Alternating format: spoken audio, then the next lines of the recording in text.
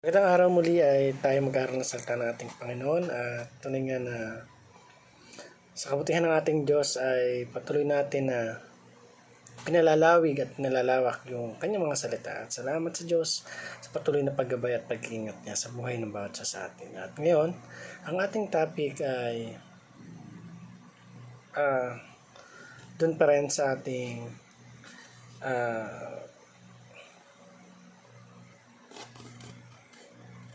series ng The Redeemer God. At ngayon ay basahin natin ang salita ng ating Panginoon at ito yung pinakang sabi nga ay pusod o pinakamagandang part ng gospel ng ating Panginoon. At sabi nga dito sa Matthew 28:18 hanggang 20, sabi dito, lumapit si Jesus at sinabi sa kanila, ibinigay na sa akin ang lahat ng kapangyarihan sa langit at sa lupa. Kaya tumayo kayo. Gawin ninyo ang alagad ko ang mga tao sa lahat ng bansa. Bautismahan ninyo sila sa pangalan ng Ama at ng Anak at ng Espiritu Santo. Turuan ninyo silang sumunod sa lahat ng iniutos ko sa inyo.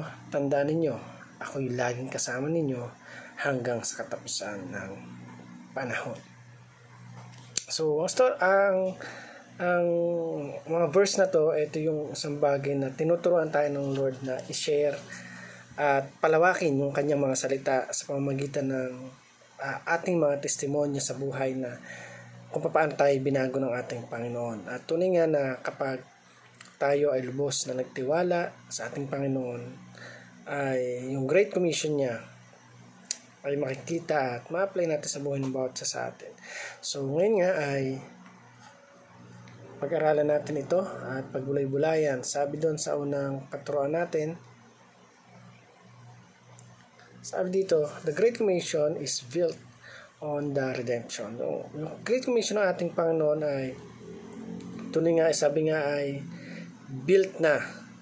Sabihin, handa na on the redemption. At tunay nga na ang Panginoon, ang kanyang nais sa buhay ng bawat sa atin ay maging kagamit-gamit or maging testimonya, makita sa atin kung ano ba yung pagbabago na nais na mangyari ng Diyos sa buhay ng bawat sa atin.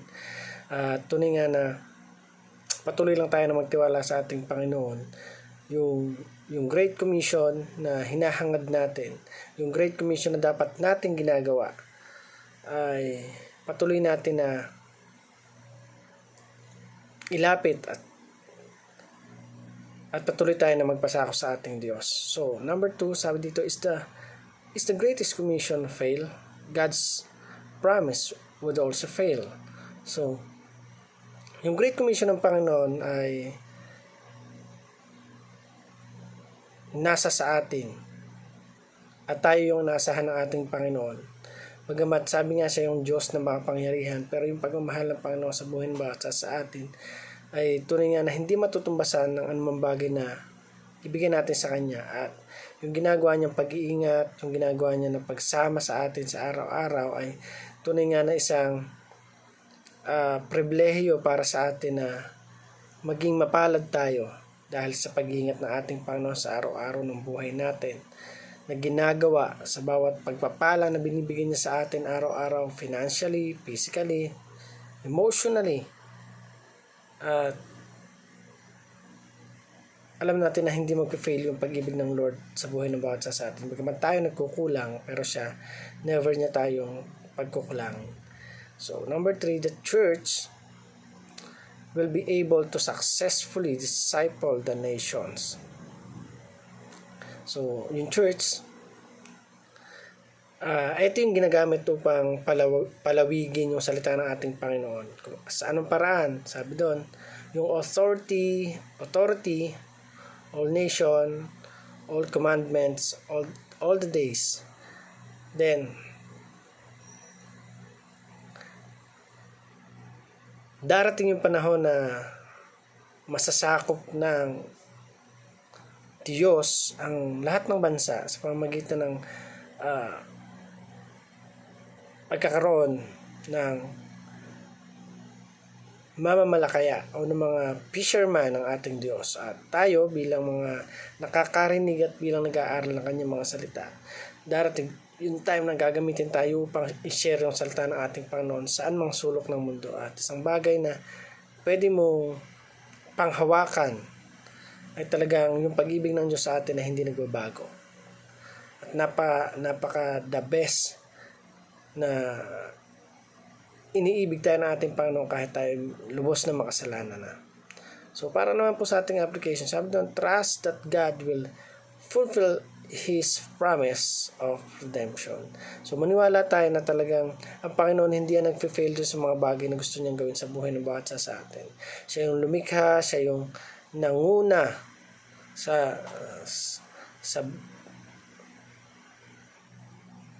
buhay ng bawat isa sa atin, hindi lang kung worship lead mo, kundi para yan sa atin upang maiayos yung buhay ng bawat isa sa atin, na patuloy nating paniwalaan na ang pag-ibig ng Diyos sa atin ay labis at higit pa.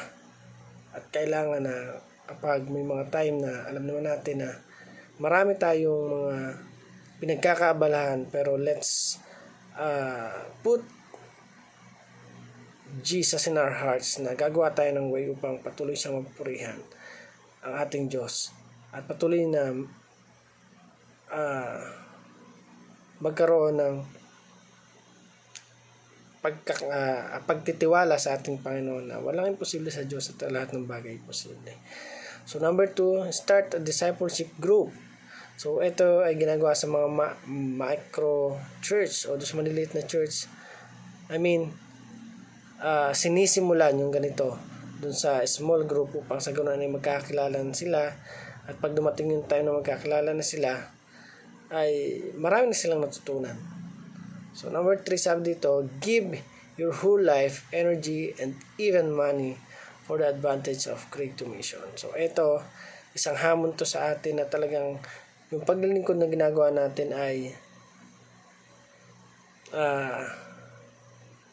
hilaw pa sa harapan ng ating Panginoon, na tunay na marami yung mga bagay na dapat ayusin, dapat isalang-alang ng bawat isa sa atin. So yun.